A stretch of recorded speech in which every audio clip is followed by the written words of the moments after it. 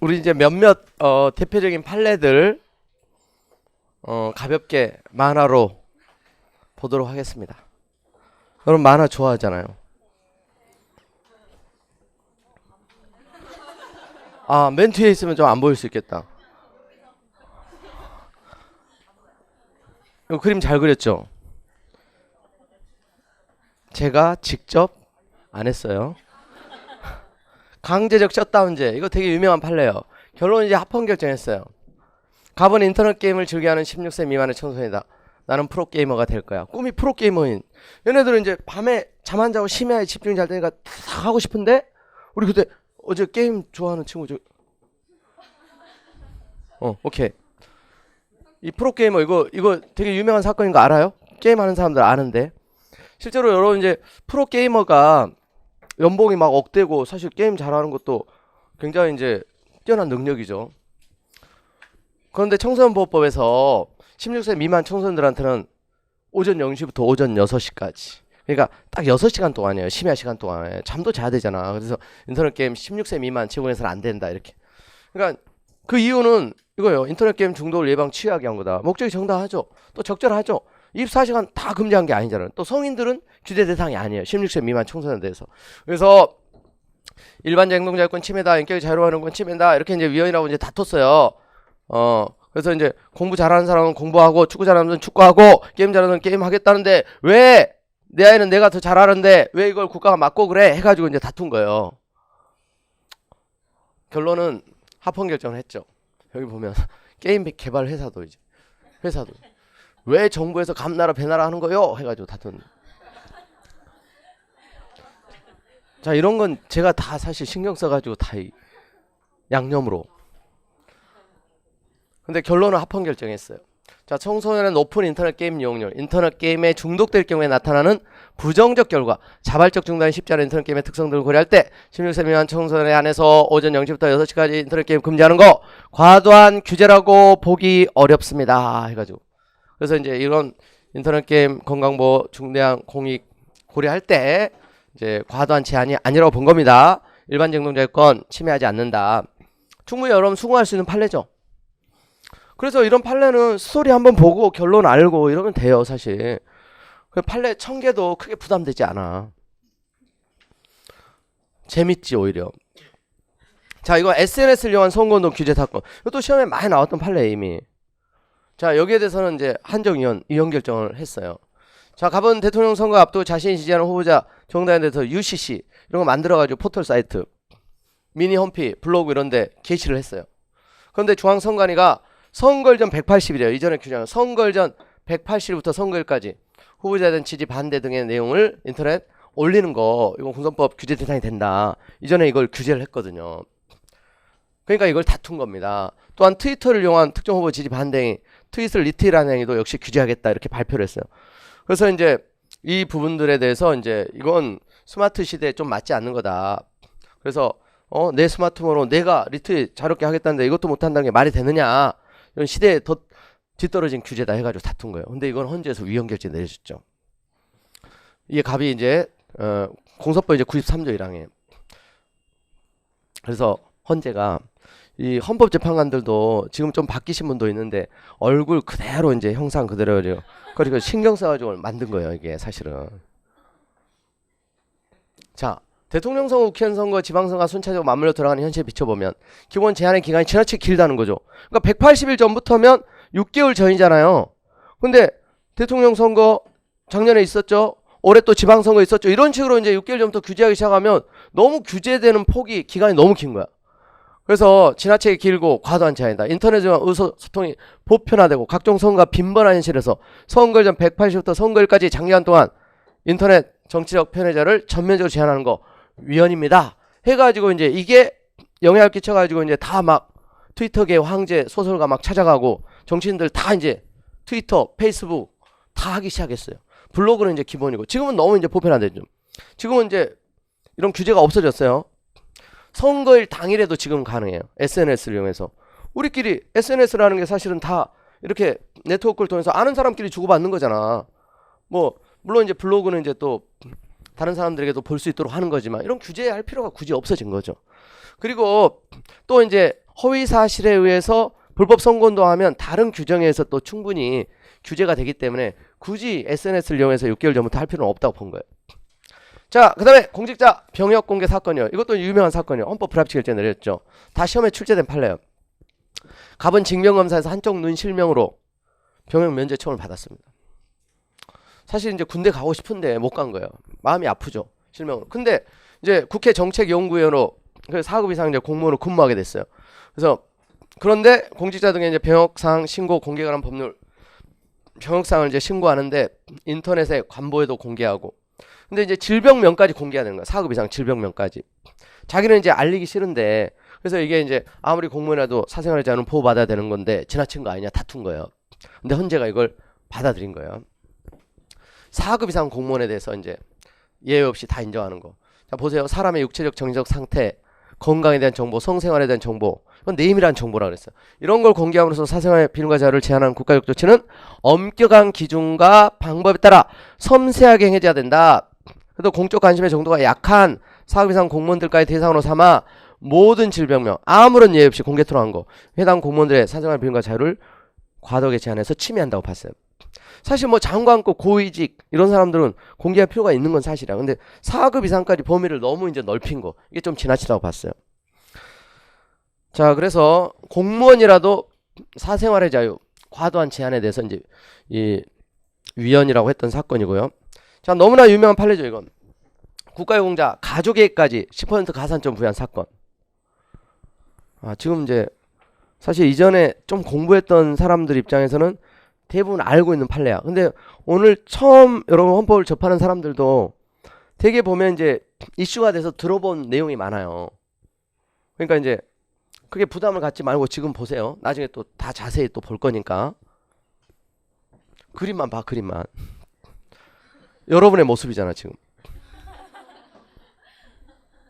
제가 이것도 우리 그 수강생 중에 좀 비슷한 친구 골라가지고 이렇게 그려달라 해가지고.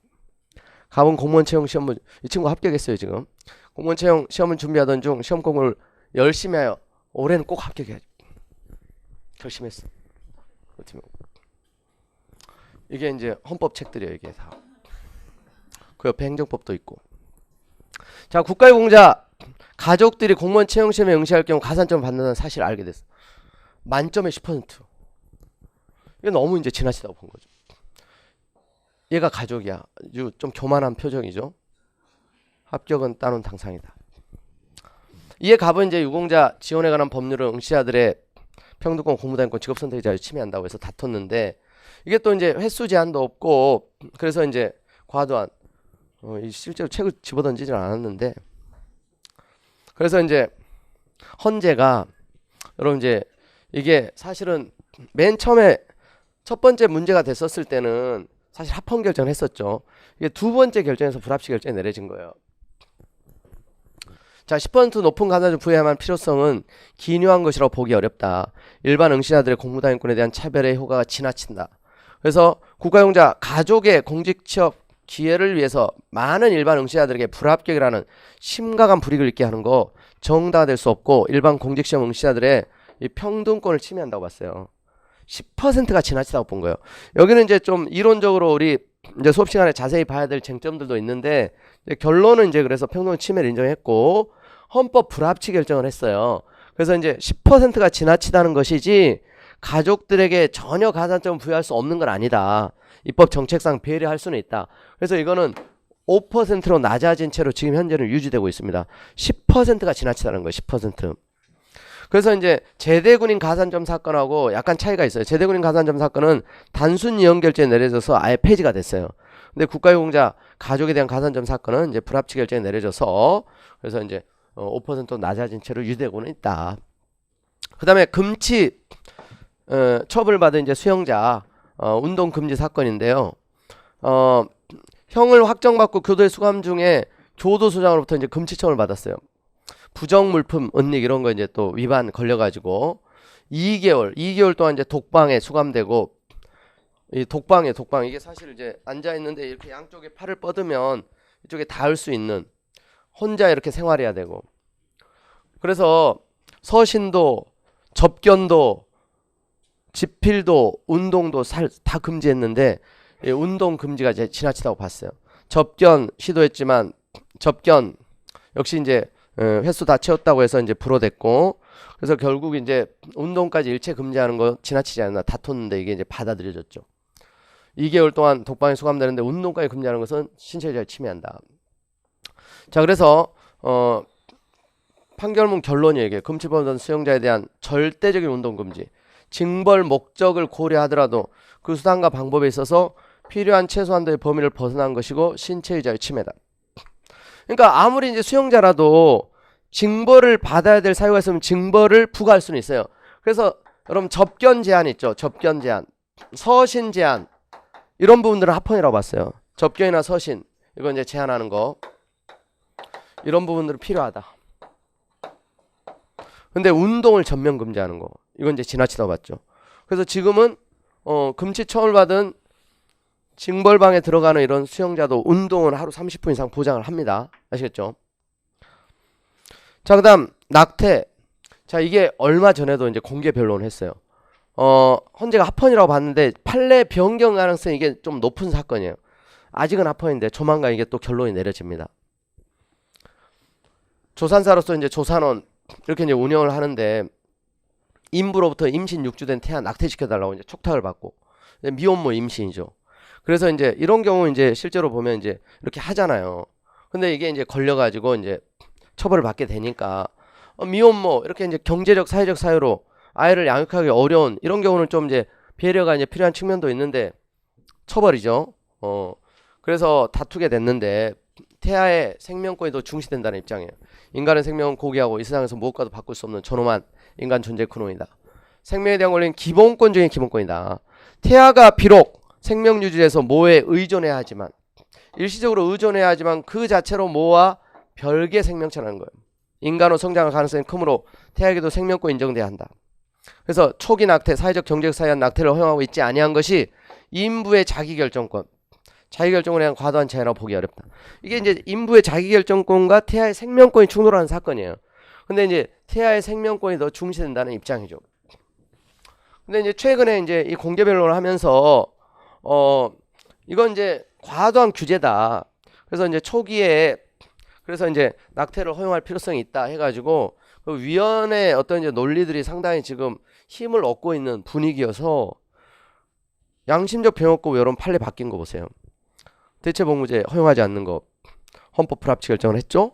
그러니까 이 부분도 이제 그래서 상당히 이제 변경 가능성이 많다고 예상을 하는데 이제 어떻게 결론이 내려질지 몰라요. 이건 이제 조만간 이제 다시 결론이 내려질 거고요. 자, 그다음에 이게 이제 노무현 대통령 이제 헌법소원을 제기했던 사건이에요. 대통령이 헌법소원을 제기했던 사건. 그래서 역시 유명한 사건이고 출제가 됐었죠. 그러니까 자, 갑은 헌법과 법률을 수행할 의무가 있는 대통령이다.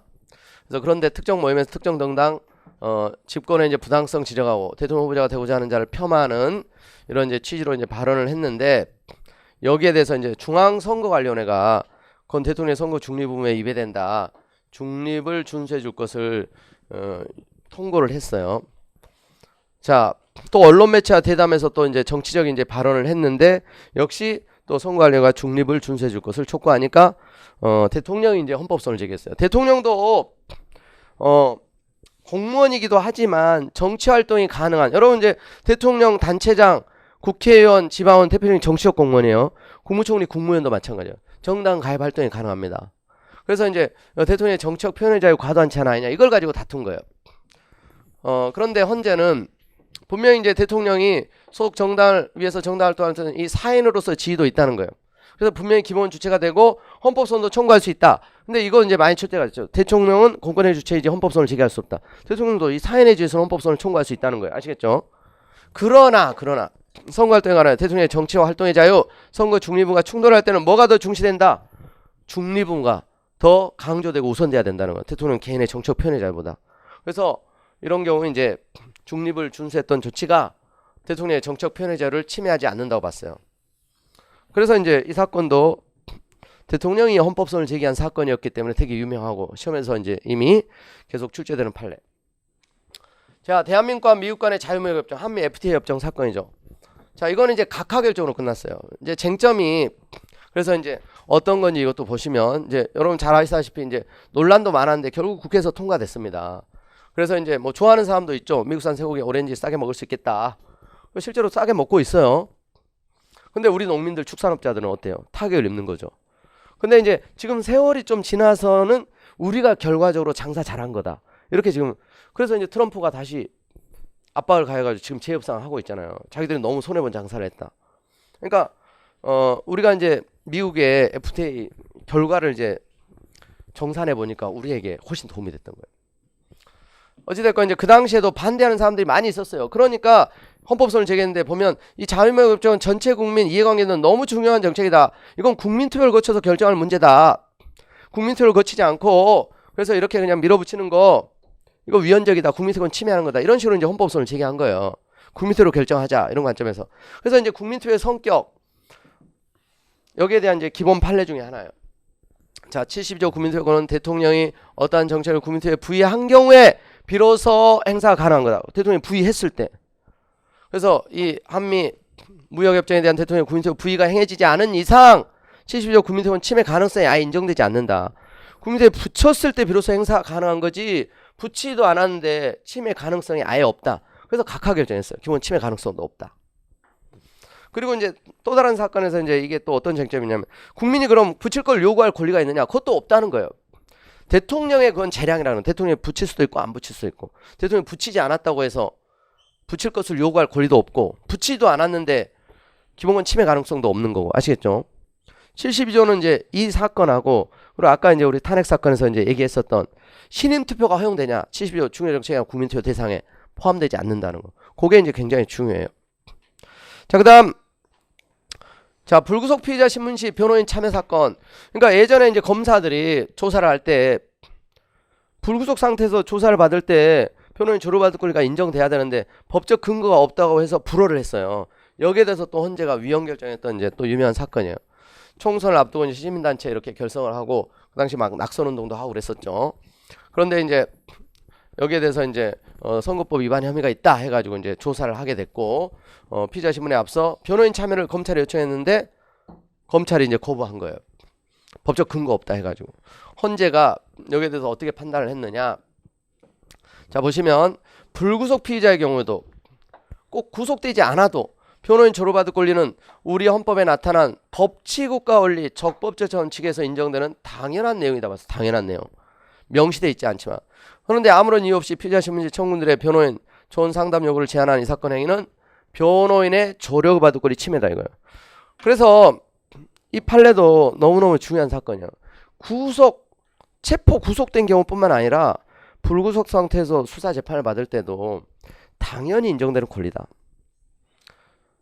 그리고 이제 그 이후에 형사성법을 개정해가지고 변호인 참여권을 명문의 규정을 두어서 지금은 또 보장하고 있어요. 자, 그 다음에 유치장 내 화장실 사용 강제 사건. 이것도 유명하죠. 집시법 위반 이제 현행범으로 체포돼가지고 유치장에 수용됐어요.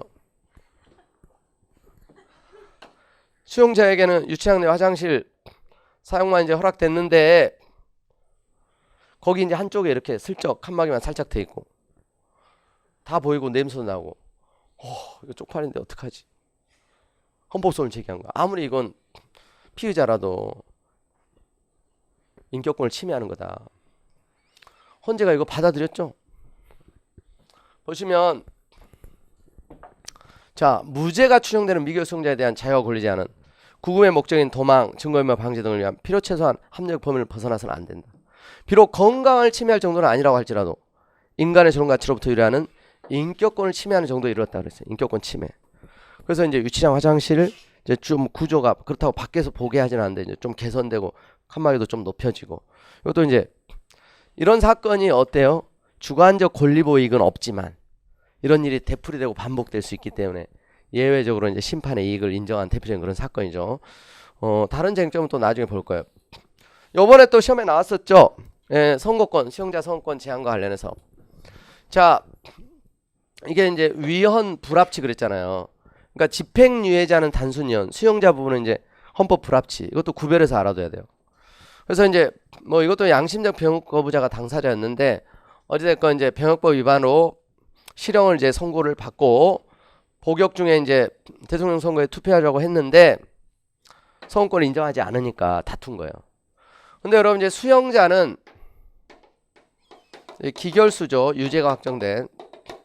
종전에 아예 선거권을 전혀 인정하지 않았었어요. 근데 전면적으로 이렇게 제한하는 거 이게 이제 지나치다는 거예요. 아무리 수용자지만 징역 몇 개월짜리건 10년짜리건 무기수건 상관없이 다 획일적으로 전면적으로 부정을 했었는데 예전에는 이제 원래 합헌이라고 했었어요. 공동체에 해악을 끼친 만큼 근신해야 되는 기간 동안에 선거권 제한하는 건 필요하다. 그런데 이제 판례가 바뀌었죠. 전면적인 제한은 이제 지나치다. 그래서 보면은 이제 수용자 집행유예자에 대해서 전면적 획일적으로 선고를 제한한 것은 선거를 침해하고 평등원칙에도 어긋난다. 수용자에 관한 부분은 헌법 불합치, 집행유예자에 관한 부분은 그냥 단순이에요. 이걸 꼭 구별해서 알아둬야 돼요. 자, 수용자는 헌법 불합치,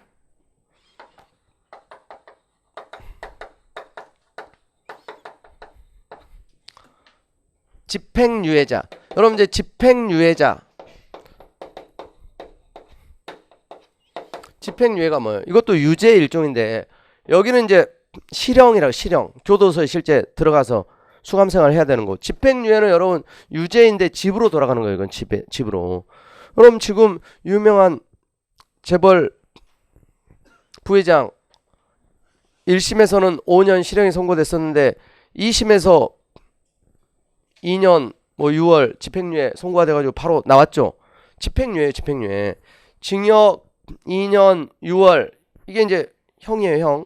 근데 집행유예 4년 이런 식으로 4년 동안 집행을 유예한다는 거예요. 집행유예 기간 동안 특별히 이제 뭐 사고 무리를 일으키지 않고 4년이 지나면 그냥 형 집행 받은 것으로 보는 거예요. 그러니까 집행유예자는 어찌됐건 자유롭게 활동을 하잖아요. 경제활동도 하고 집에서 생활하고 굳이 선거권을 부정할 이유가 없다. 이분은 그래서 단순형 결정한 거예요. 단순형. 집행유예자는 그래서 바로 선거권 인정. 그러면 이제 수용자는 제한의 필요성이 있는데 다 부정하는 게 왜? 어떻게 개정됐죠 이게? 1년 이상 이렇게 개정이 됐죠. 그러면 1년 이상 징역 또는 금고형을 선고받은 경우는 선거권 부정. 1년 미만인 경우니까 선거권 인정되는 거예요. 이렇게 개정이 됐어요 벌써. 근데 이 개정된 법에 대해서 또 다퉜죠. 이건 합헌이에요. 그러니까 요번에 또 이게 나온 거죠. 개정된 법은 또 합헌. 그러니까 1년 이상 징역 금고형을 선고받은 자들은 제한이 필요하다. 예전에는 이제 뭐 징역이라는 게 금고라는 게 하한이 1월부터 시작해요. 1월. 징역 1월, 2월, 6월, 7월, 8월. 1년 미만인 수용자도 되게 많아요. 그래서 1년 이상은 제한하고 1년 미만은 허용하고 이렇게 바뀌었어요. 개정된 법은 합헌. 요렇게 이제 같이 알아두셔야 돼요. 같이. 집행유예자는 단순형. 자, 그 다음에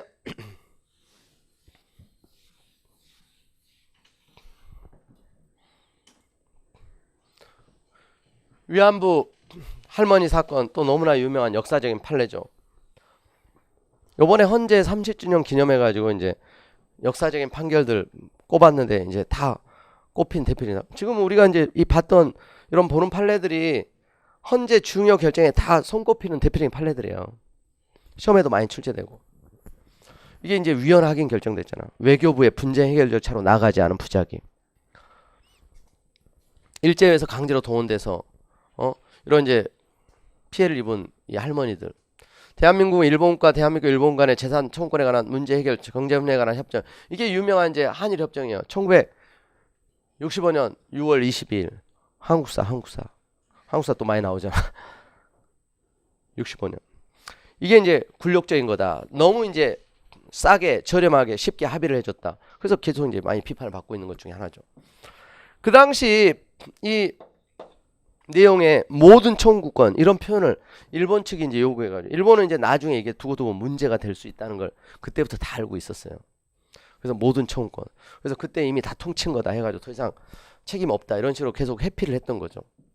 그런데 이제 여기에 대해서 우리 정부는 이런 이제 위안부 원폭 피해자 이런 분들의 배상 청구권도 이 협정 때문에 다 소멸되었느냐?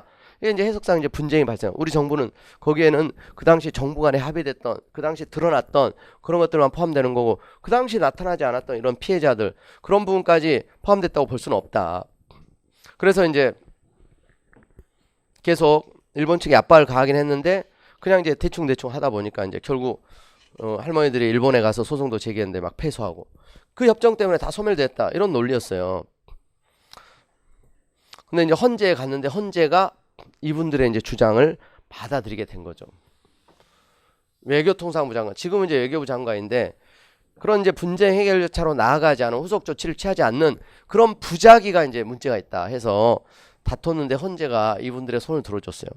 이분들은 이제 다 고령이고 더 이상 시간을 지체할 경우 역사적 정의를 바로 세우고 침해된 인간의 존엄 가치 회복하는 것은 영원히 불가능해질 수 있다. 또 분쟁 해결 절차로 나아가는 것만이 국가기 간의 기본권 기속성에 합당한 재량권 행사를 할 것이고, 이 외교부의 부작위로 인해서 청구들의 중대한 기본 침해를 초래하였다.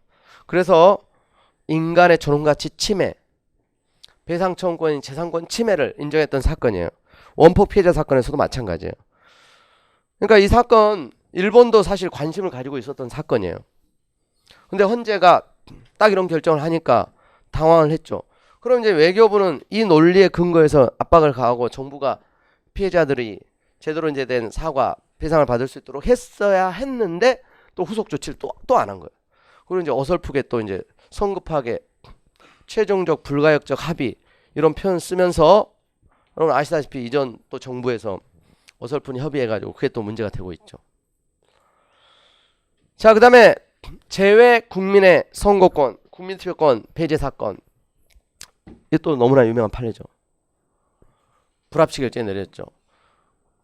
갑은 대한민국 국적을 부여한 만 19세 이상 재외동포, 외국에서 영주권을 가지고 살아도 자기는 대한민국 국민이라는 정체성을 가지고 아직 외국 시민권을 취득하지 않은 대한민국 국적을 부여한 대한민국 국민인데, 한국에서 선거 이렇게 이제 있는데도 불구하고 선거법상 주민등록이 되어 있지 않다는 이유로 선거권을 인정하지 않았어요. 그래서 이제 이분들이 이제 다투게 된 거죠. 자, 헌재가 이분에 대해서 이제 불합치 결정을 했어요.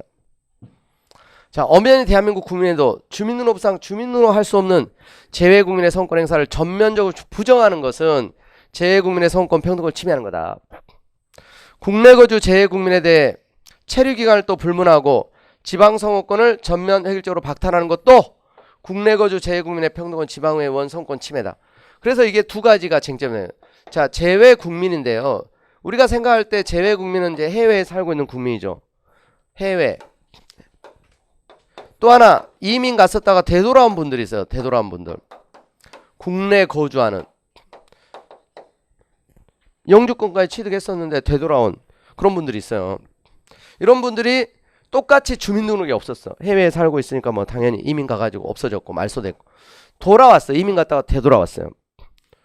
김치가 생각이 나서. 그리고 또 외국에 막상 살아보면 별거 아니거든요. 그리고 밤에 함부로 다닐 수도 없고 총기 사고도 많이 나고.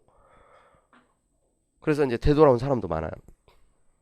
근데 이제 주민등록이 없어요. 여기도 주민등록이 없고 여기도 이제 주민등록이 없고. 그러니까 이분들은 이제 우리 이웃으로 똑같이 살고 있어. 근데 단지 주민등록이 없다는 이유로 지방선거권도 인정하지 않았어요.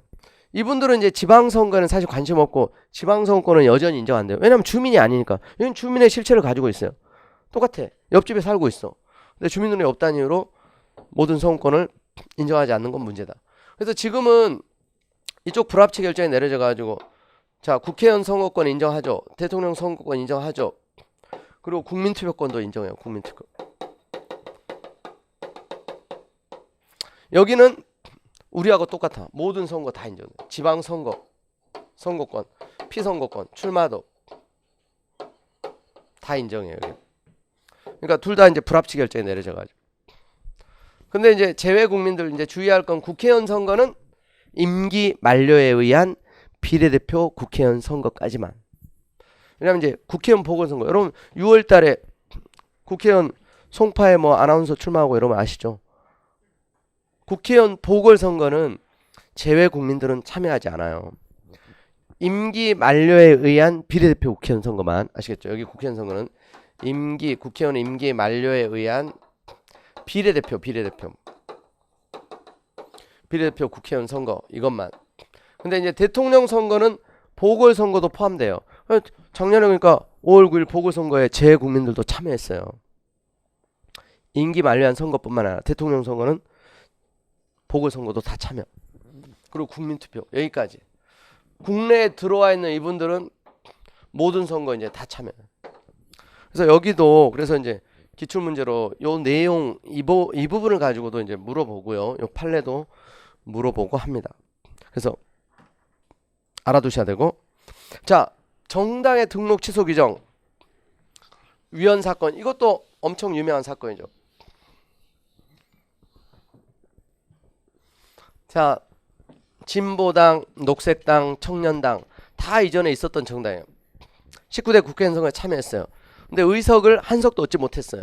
유효투표 총수의 100분의 2도 이상 투표해야 되는데 한 석 또는 100분의 2 이상 둘 중에 하나를 충족해야 되는데 둘 중에 하나를 충족하지 못하면 등록 취소 사유였어요. 이전에.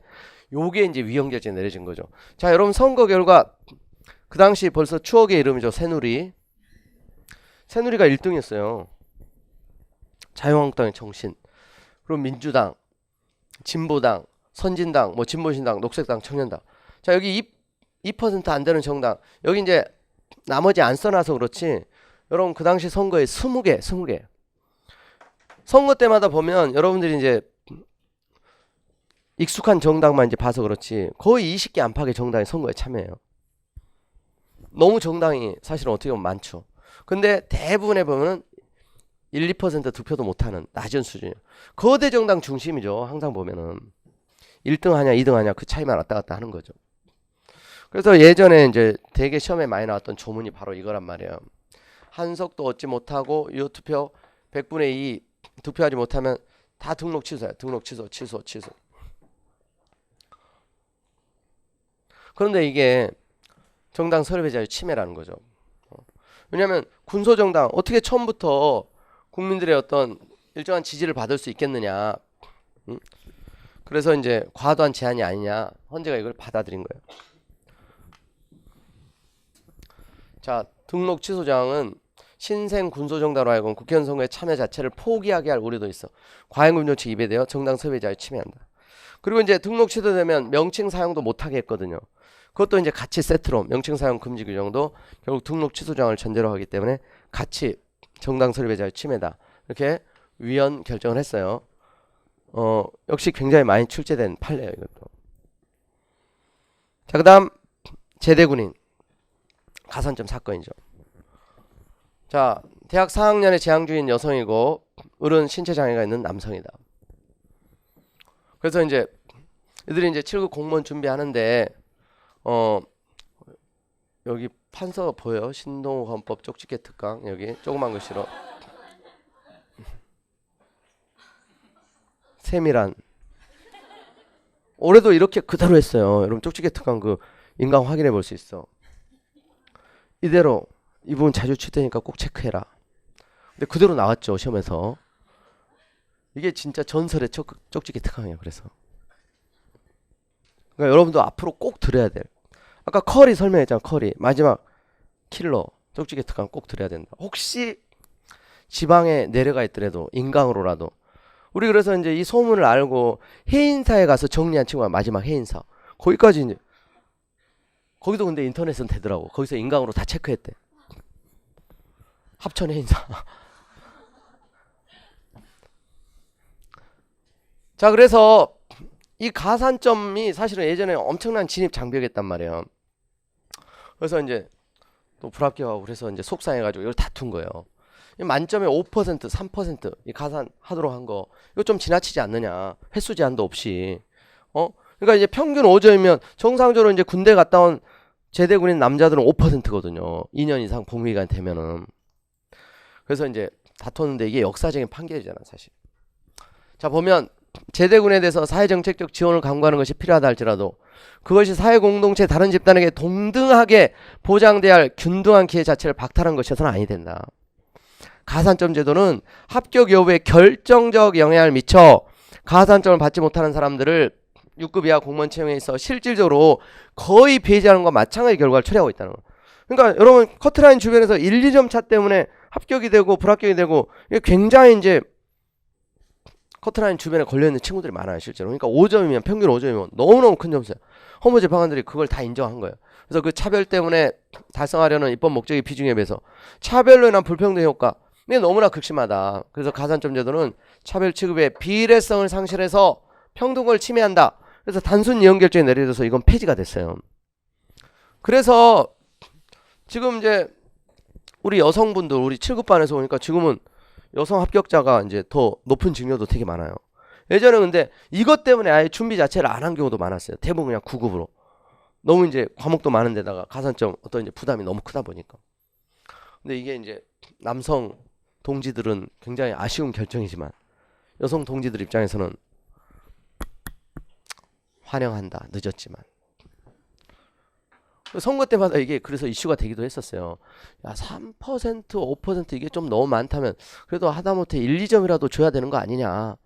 그런데 이제 여성 단체들의 번번이 밀려서 우리나라는 현실적으로 이제 여성의 파워가 만만치 않지 않습니까? 자, 넘어갑니다. 깊은 얘기는 못해요. 이거. 자, 친일 반민족 행위자 재산의 국가기속 사건. 이건 너무나 또 유명한 판례죠. 합헌 결정한 걸 잘했다고 한 대표적인 판례죠. 자, 친일 반민족 행위자 후손이에요. 조상 덕분에 이제 그냥 배두드리고 사는 사람들이 사실 친일 후손들 되게 많았죠. 한일 합병에 기여하고 일제시민 통제에 협력한 공으로 많은 토지를 받아 후손들에게 물려줬어요. 패스 해가지고. 그래서 친일 반민족 행위자 재산조사위원회가 친일재산 귀속법을 적용해가지고 이 토지를 국가로 이제 귀속하는 결정을 하니까 얘네들이 다툰 거예요. 이거 재산권 침해고 이거 연자재 금지 원칙 위배된다. 근데 헌재는 합헌이라고 봤어요. 이게 근데 이제 핵심적인 쟁점 중에 하나가 뭐냐면 이게 진정소급법이에요. 진정소급법. 이미 다 상속되고 이미 사실 법률관에 확정됐는데 근데 이 진정소유법에 한 재산권 박탈을 우리 헌법 13조에서 금지하고 있잖아요. 소유법에 한 재산권 박탈. 근데 헌재가 진정소유법이라도 예외적으로 국민 소유법을 예상할 수 있었던 경우와 같이 소유법이 정당화되는 경우는 허용될 수 있다. 이게 바로 그 예외적인 경우라고 봤어요. 친일 반민족 행위자로서는 친일재산 소급적 박탈을 충분히 예상할 수 있었다는 거예요. 이거. 언젠가 역사가 바로잡아지고 그래서 이제 올바른 그래서 이제 정의 구현을 하는 시대가 오면 자기들은 이런 부분들에 대해서 문제가 될 수 있다는 거 예상할 수 있었다고 본 거예요. 그리고 그 한수 문제는 시대적 배경에 비춰 역사적으로 매우 이례적인 공동체적 과업이라는 거예요. 그래서 귀속조항이 진정소유법에 해당하지만 합헌이라고 봤어요. 너무나 잘한 결정이라고 보는 거죠. 그동안에 환수되기 전까지 그거 가지고 배부르게 먹고 살고 그리고 또 다른 부를 재생산하고 축적하고 살아왔단 말이에요. 이제 와서 이제 역사를 바로 세우게 하겠다는데 또 얘네들이 다 다투는 거예요. 근데 이건 정당한 귀속이라고 본 거죠. 자, 그 다음 태아의 성별 고지 금지 사건. 자, 결혼해가지고 임신하고 아이가 생기고 너무너무 이제 기쁘고 그래서 올바른 태아 교육을 위해서 태교를 위해서 성별을 이제 알고 싶잖아요 부모들은.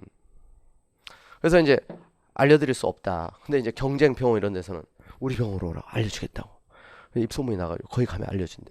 그러니까 이쪽에서 이제 고발을 했죠. 그래서 이제 의료법 위반으로 이제 의사면허 자격 정지 처분. 근데 사실은 이제 알게 모르게 약간씩 너무 이제 좀 표시나지 않게 알려주는 이런 일들은 조금씩 있었는데, 그러니까 여기에 대해서 그러니까 다툰 거예요 의사가. 이거 좀 지나친 거 아니냐, 또 부모 입장에서도 과도한 차 아니냐. 자, 그래서 내용을 보면 의료인 진료 결과에 관한 산모에게 이를 고지하는 것은 직업수행의 자유의 내용에 당연히 포함되며 이러한 정보 제공을 금지하는 것은 의료인의 직업의 자유 제한. 그리고 이제 이 부모들에게는 인격권이에요. 인격권. 나중에 우리 또 이제 수업 시간에 할 거예요. 인격권. 일반적인 인격권의 문제로 봤어요. 여기 조심해야 될 게 여러분 알 권리가 아니야. 알 권리. 그러니까 태아 성별 정보의 접근을 방해받지 않을 권리가 인격권의 한 내용이라 봤어요. 인격권에. 그러니까 부모들은 인격권 침해고요. 의사들의 경우는 직업의 자유 침해예요. 그래서 이제 이 공익의 보호의 필요성이 거의 제기되지 않는 낙태 불가능 시기 이후에도, 그러니까 임신 후반기 그런 경우에도 접근을 규제하는 것은 과잉금조칙 위반이다. 그래서 이게 이제 불합치 결정이 내려지고 역시 임신 후반기 있죠. 28주 지나면 자유롭게 지금은 성감별이 가능하도록 허용을 해주고 있습니다. 자, 그 다음 행정수도 이전 사건. 역시 너무나 유명한 판례죠. 너무나 아쉬운 사건 중에 하나이기도 하고, 이게 위헌 결정이 내려지지 않았더라면 서울의 집값 문제는 벌써 해결이 됐을 텐데. 행정수도 이전, 그러니까 대통령 후보를, 이분이 이제 뭐 노무현 대통령이죠. 선거공약으로 행정서울 충청으로 이전하여 서울의 집값 생활비 문제 확실히 해결하겠습니다. 충청권으로 지지를 받고, 또 수도권의 중산층 서민들 또 지지받고, 그래서 결국 당선됐어요. 그래서 국회가 이제 또 야당도 그 당시 한나라당인데 극구 반대하지 않았어요. 왜냐하면 이제 충청권, 또 이제 그 당시 이해창 총재, 그분이 충남 예산 분이에요.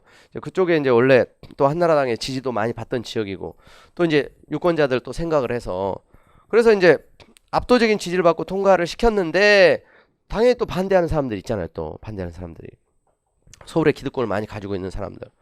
그 당시 서울시장은 이명박 시장 시절이에요. 그래서 이거 이제 국민소유권, 재산권 등 침해한다 해가지고 다투게 됐는데, 헌재에서, 의외로 사실은 헌재에서 위헌 결정이 내려지지는 않을 거다, 이런 식으로 예상한 사람이 많았어요. 왜냐하면 국회에서 압도적인 지지를 받고 통과됐고, 또 국민들의 여론조사 결과도 찬성하는 사람들이 많았었어요, 이 법이 추진될 때. 그런데 의외로 헌재에서 위헌 결정이 내려졌어요. 자, 서울이 수도라는 점은 헌법적 관습이고 우리 헌법 조항의 명문으로 밝힌 것은 아니지만 자명하고 헌법에 전제된 규범으로서 관습헌법으로 성립된 불문헌법이다. 이렇게 불문헌법이라고 봤어요. 우리나라 수도가 서울이라는 점에 대한 관습헌법을 폐지하기 위해서는 이 불문헌법, 관습헌법도 우리 판례가 그렇게 봤죠. 성문헌법과 관습헌법 같은 헌법이다. 동일한 효력을 한다고 봤어요. 동일한 효력. 동일한 효력. 동일한 효력.